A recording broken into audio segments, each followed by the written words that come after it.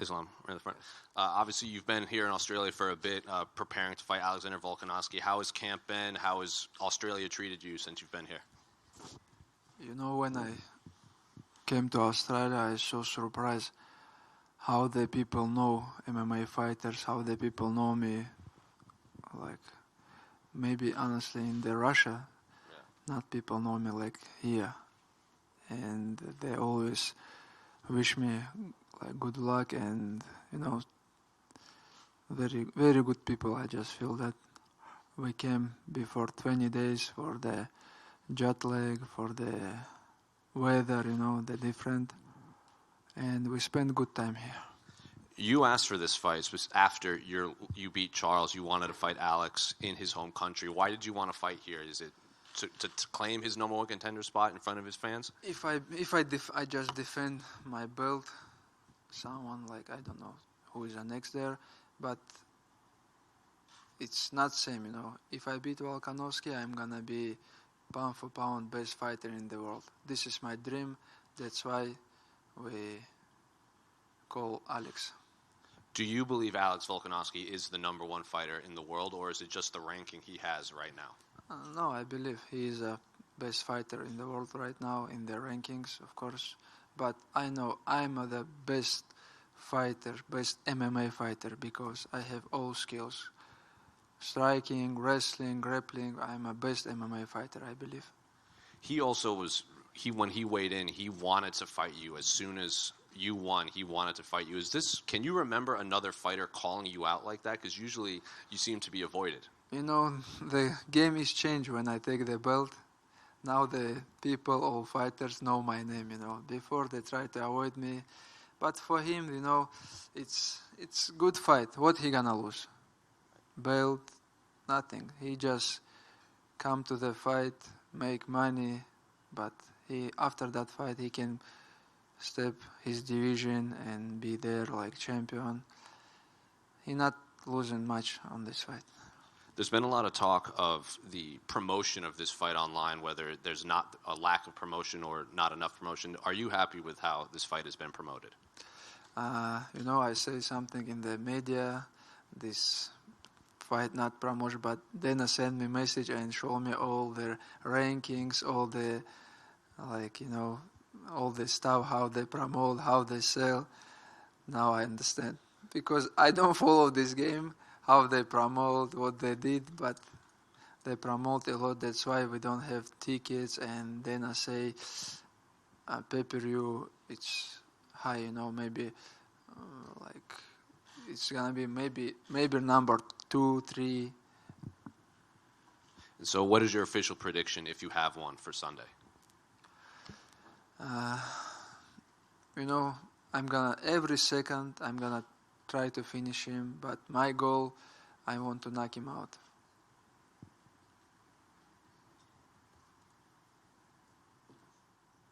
You had that break of like over a year in 2019 to 2021 where you weren't able to fight, and you've been pretty active since then, and I know that was kind of Khabib's advice to you, to be active, and you would be where you're at right now. Is this the schedule you want to continue to keep, to be fighting this consistently?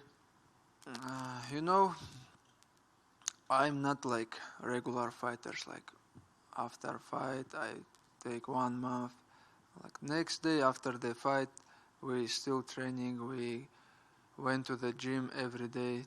That's why, but 1 year I didn't have 2019, I think, because many things happened.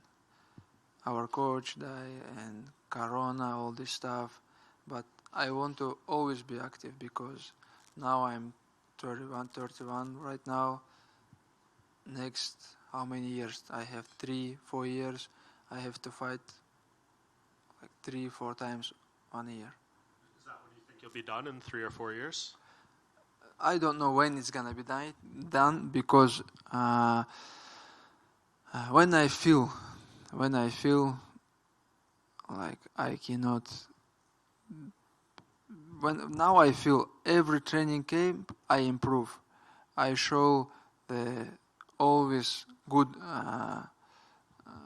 you know, like how I run. I check. Last time I run like 5 kilometers, like 90 minutes.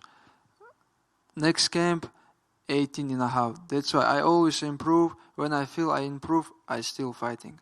But when I feel I go down, I don't want to wait for that moment, Is that what you enjoy the most about the sport? Is like seeing your growth and seeing yourself get better? Like, do you love the sport that way, or do you just consider this more of like a job to you? No, I love this sport because, when I was young, I beginning the sport. That's why this is my not just job. I can say this is my job. I love this sport. That's why I training every day. Because after the fight, I say, okay, I'm gonna stay 1 week in the home with family, but next day I want to go to the gym, do something, wrestle a little bit, like work with bags, meat, do something, because all my life I did same. And you will take a little break coming up, right, with Ramadan and everything, and that'll be kind of some time for you to not be, thinking about a fight. We're still training in Ramadan, not hard, of course, but we're still training, and I just gonna waiting for the call from UFC. I'm gonna be in good shape. Awesome. Thank you. Hey, Islam, over here. Just out of curiosity, we were speaking to Javier Mendez, your coach, and he was saying how, you're obviously looking after everyone very well on the team, and there's quite a big team. Apparently, is it true that you spent $1 million on your last training camp? And I'm curious how much you spent for this training camp. Now I have money, but we don't care how much we spend. We just spend how much we need, For the training camp, I have to bring people who I need, not just my sparring partner. I bring the people who I feel good with them, I bring maybe almost 15 people come here. We book some hotel very close, not Hyatt, other hotel. We stay there. Everybody have on his room, and because after that fight, I'm gonna make money. And for the fight, I have to spend some money. I wanted to ask you this also, just because this was said a while ago, but you haven't had a chance to respond yet. Bobby Green, your previous opponent, did you see his comments about you by any chance? What he say? Basically, Bobby Green was talking about your strength, and he was making some serious accusations. He said, imagine if somebody was given steroids from the age of 10. I'm just curious, when you hear stuff like that, what do you think? I don't know. I'm not like Bobby Green. I'm not drunk, do some bad stuff. I training hard. That's why he feel the power. And I told you, all the fighters say I'm gonna defend his wrestling. If he take me down, I'm gonna go up. But when fight is happen, when I take down my opponent, they all feel my power and they all tap. That's why. This is not because I'm good. Because I training all my life. That's why. Just lastly, also from me, I know you're speaking about welterweight potentially in your future. I don't want to look past this fight at all, but I am curious, who do you think would be the champion? I know you've got a lot of guys in the lightweight division that you say were worthy, but who do you think would be the champion that you would potentially face when you eventually make that welterweight move? Very good fight coming up, and last fight, Usman almost beat him, but now it's Edwards gonna be more comfortable, and it's gonna be a good fight. I don't know. I don't have some prediction who is win, but 50-50, and doesn't matter who is gonna be there. And if I beat Alex, I'm gonna be champion on my division, pound for pound best fighter. And if I take second belt, it's gonna be crazy. Thanks, man. Good luck this weekend. Thank you. Islam, do you stand by your comments that you think Australians don't have wrestling? Brother, I follow all wrestling, all wrestling competition. I saw all world championship, Olympic games, international tournament, I don't see some people from Australia there. Sorry, but this is true. And when it comes to standing, do you think and do you believe that you can knock Volkanovski out on the feet? Yeah, we're working on that a lot because look my fist. We work. You know, my goal. I want to knock him out because I have everything for that, and I just because last fight I say before the fight all week, and I say the media I want to choke Oliveira because he have most finishes in the UFC and what I did, and same goal here. I want to knock him out. And finally, after it's all said and done, how does Islam Makhachev want to be remembered? For sure, not just best fighter, not just champion, like, you know, like person. I want to people know me like never do something bad, always follow rules, religion, program. I never drank or do this bad stuff and never smoke. When the kids look at me like fighter, I want to know just not like best fight. He's not just best fighter, but he's a good person. Thank you. Islam, I'm just wondering, just going back to the welterweight thing, what does welterweight Islam look like? What are some of the advantages that you find when you're a little bit heavier in the gym compared to when you cut down to lightweight? Today's morning I wake up and I'm 76 kilograms. I think if I jump to the welterweight, I don't have to cut weight much, and all the fight week I will be happy, you know, when you can eat something, and it's gonna be good camp for that fight. But for sure, it's not easy. It's not same power because we have in the gym welterweight fighters. Always they give me a hard time. Javier Mendes told us that you kind of made the decision to wanting to pursue welterweight after you won the lightweight title, and that you had spoken to Khabib and to Javier Mendes about it as well, about how you're interested in doing so. So I'm just wondering, what was the conversation like with Khabib when you told him that you have this goal of potentially going up to welterweight, and what was his reaction to it? With Khabib, we don't talk much about the change the division, but Javier won't. But we have to sit with Khabib and make some plan because we never look after fight. You know, now I have fight. He say focus on your fight. About the other division, we have to sit and talk and make the program. I think he's gonna give me good advice for sure. Thank you. Ислам, приветствую. Right. Вот ты говоришь, что в твоих боях, когда ты выходишь, соперники, чувствуя твою силу, удивляются тому, насколько там ты силен, и чувствуя это, начинают ломаться. А вот как ты думаешь, может ли тебя чем-то удивить Волкановски в плане там физической силы своей, то есть что его там тяжелее будет сломать ментально, физически и все такое? Знаешь, я уже настроился, что он будет физически крепкий, и я не хочу, чтобы в бою это было для меня сюрпризом. И мы из-за этого готовились, что он будет пытаться вставать, крутиться, там, не давать, двигаться много на ногах. Мы готовились ко всему. Ты в одном из интервью перед боем сказал, что если вдруг ты подерешься с Конором Макгрегором, то твоим фанатам это не очень понравится. А почему ты так считаешь? И не считаешь ли ты, что тебе действительно вот после боя с Волкановски ты там упрешься в какой-то медийный потолок, и какой-то такой бой, соперник тебе действительно нужен будет?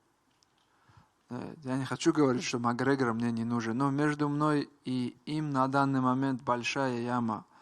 Я не знаю.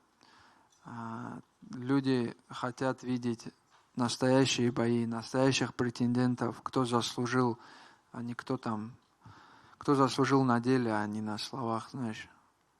Если UFC захотят этого боя там отказываться, или я не собираюсь. Просто я уже в статусе чемпиона Я просто жду звонка. Кого предложат, с тем и соглашусь. И последний вопрос от меня. Вот когда Дэйна Уайт забыл твою фамилию на пресс-конференции, Хасбек отреагировал, что, мол, UFC хочет с тобой сделать то же самое, что сделали с Анкалаевым. Можешь ли ты успокоить Хасбека, что такого не будет? Не то, что он забыл. У меня фамилия тоже нелегкая. И не то, что он DC, когда со мной, Карме, когда со мной разговаривает, он до сих пор мою фамилию не может нормально произнести. Перед интервью он там говорит, я правильно сказал, вот так же надо. Для них наши фамилии, буквы там Х, вот такие, чуть Ч, вот такие буквы для них тяжело. И из-за этого они делают ошибки, забывают. В этом нет ничего такого. Не случится, да? Ну, то есть не хочет UFC твоего там поражения, ты этого не чувствуешь? Как это почувствовать? Я не знаю, нет, конечно. Спасибо. Ислам, приветствую. Первый вопрос. Вот смотри, насколько я помню, Абдулманап Нурмагомедов, когда не мог присутствовать на боях, он через мессенджер передавал подсказки секундантам. А возможно ли, что Хабиб такое будет делать? И вообще, как часто вы сейчас с ним на связи находитесь? Ну, условно, как много сообщений в день тебе пишет Хабиб? Ну вот смотри, я утром проснулся, и у нас группа, где я, Зуба и Хабиб. И Зуба пишет свой вес, и Хабиб ему отвечает. Сейчас я покажу. Мне кажется, у тебя большой вес. И он Зуба ему сразу отвечает, у меня с Исламом одинаковый вес. А Хабиб знает, что у Зубы, ну, хотя бы он перешел на другой вес, что у Зубы в конце бывает немного проблем. Он говорит, у тебя чуть большой вес, тебе надо там снизиться. Каждое утро мы встаем, и он вопрос тот же, какой вес, что сделали, как вчера потренировались, с кем спарринговался. Мы постоянно на связи. Сейчас многие качают, что он ушел с ММА там. Нет, он просто перестал летать, потому что вот сейчас он приехал бы сюда, это получается месяц, он не дома, без семьи. Он просто перестал летать, а он также в ММА, он также заботится о всей команде и переживает. А с секундантами будь на связи во время боя, как думаешь, или это нереально? Я думаю, вряд ли. Хотя может быть, но я думаю, это вряд ли. Вот смотри, мой коллега Никита Горшенин привел с десяток весомых аргументов, почему с чисто спортивной точки зрения ваш бой с Волкановски величайший в истории UFC. На твой взгляд, этот бой можно назвать величайшим в истории UFC с точки зрения спорта? С точки зрения спорта, с точки зрения бойцовских навыков, я думаю, да. Потому что никогда же не было, что первый номер pound for pound против второго номера дрался. Это же не просто там кто-то пришел слева и сделал этот список. Это люди смотрят, изучают, у кого какой уровень бойцовских качеств, бойцовских там. Не только он там ударник или борец. Они смотрят, все взвешивают, как у него все сопоставляется, там стойка, ударка, борьба, грэпплинг. И делают эти ранкинги. Ислам, у тебя, по-моему, про это почему-то никто никогда не спрашивал. Есть один скриншот с тобой, который стал, я бы сказал, мемоном. Это с боя между Ковингтоном и Масвидалем. И я думаю, ты понял, о чем речь. Что у тебя тогда вызвало такие эмоции? Расскажи. Ничего, мы там пришли и сказали, что, мне-то уже сказали, что Хаиба будет там награждать. И мы на этом турнире уже где-то 7 часов мы сидели с первого боя и ждали, пока Хаиба наградят. И уже, не знаю, сидел просто там запаренный уже. Понятно. И последний вопрос от меня. Сейчас активно продвигается проект турнира по пощечинам Power Step. В России уже был подобный проект. А вот твое отношение к подобным турнирам, и тебе не кажется, что они еще более травмоопасны, и вообще вредны для здоровья, чем даже ММА? 100%, я думаю, это вредно, потому что ты стоишь, и тебе кто-то... не знаю, да, это вообще... Я хочу быть далек от этого. Это занижает мужские качества, я считаю. Когда кто-то тебя бьет по лицу, пощечину еще. Спасибо. Islam. Hi, firstly, how are you? Good, feel good. You touched on when you came to Australia that you're not used to people coming up and recognizing you. So now that you're champion and you're potentially going to have to travel a lot more for fights, do you think that's something you're going to be able to get used to, not kind of being able to go around and do what you want without being recognized? Because of people know me. Yeah. Yeah, it's so hard when I become champion. Now it's, walk to the street. In the Dagestan, now it's so hard. But here I'm surprised how the people know the MMA fighters, and not just kids or, some sportsmen. Everybody, like old people know, hey, you're gonna fight main event, we know you. And I'm so surprised at that moment how the MMA popular in Australia. And the more success you have, the more you said you love the fighting, but the press side and the promotion becomes more of a job as well. So how do you kind of find that the more success you have? Что за промоушен?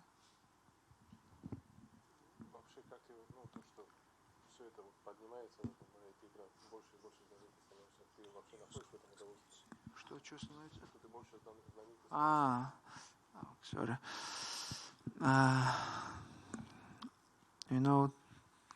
It's two-way. It's I want to walk with my family, go somewhere, sit some restaurant, but it's not possible now in the Russia.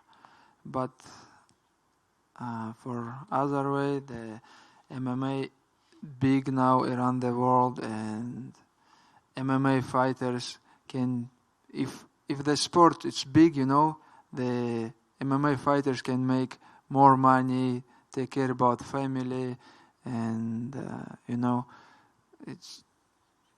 I just happy because the people love this sport, because this is real sport for the real men. Thank you. Слава, не мог бы рассказать, что за история с этими кенгуру? Потому что со вчерашнего дня какая-то неразбериха в социальных сетях, непонятно, что там произошло. Не кенгуру, это как маленький кока, что ли, они называли. Квоки. Да. Мы поехали на остров здесь, я забыл название острова, и там вообще много их. И они кушают то, что там на полу лежит, траву, листья.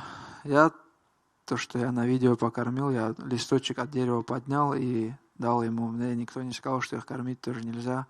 Оказывается, нельзя было их кормить. И потом с команды тоже кто-то орешки, что ли, что-то им дал такое.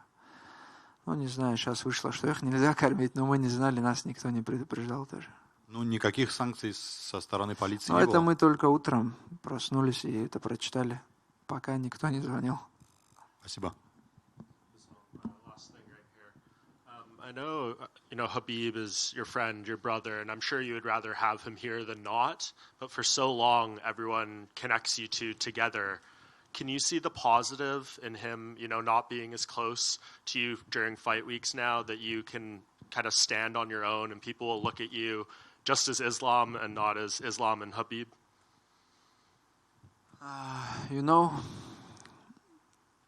What Khabib say when we sit all team, he say, hey, guys, when I travel with you guys, like all the media, all the stuff focus on me, and like not just this one. I live from the game, from the traveling, because you have to make your legacy, and of course when Khabib is my corner, it's mean a lot for me, because he give me inside the fight, good advice always. But I understand his decision, because when I retired, I want to stay with family, with my kids, mother, father. I want to give them some time. But how many months he travel 2022? We sit and think, he say, I traveled 10 months. And this year I traveled 10 months. But I told my mother when I retired, I gonna stay home with you, with kids, with family, but he's still traveling. That's why I just say thank you, because you helped me all my professional career, and now he still help me. He just stopped his traveling, and that's it. But every morning he send me a message, check my weight, ask me how I training, what I did. We always on phone. Yeah. Well, you deserve your own attention, so I appreciate that. Thank you. Thank you. Yeah. Just wanted to get a prediction for Conor McGregor and Michael Chandler fight that's coming up later on. Conor McGregor and Chandler. It's good fight for the MMA fans, but if Chandler win, he's gonna retire it for sure. Make some good money and that's it. But Chandler, so smart guy, because I saw his last couple fights. He fight like crazy, like he come from the street. But now I understand why he did this. Because if he beat Poirier and Gaethje, it's fight never happen, But last 4 fights they have same streak. They lose 3 times. That's why it's happen, And for the Conor, he choose good way too. He choose like small guy, 170, and finally someone is gonna win. I happy. You think Conor will retire if he loses? Conor every day retired and every day come back to the Twitter. I don't know.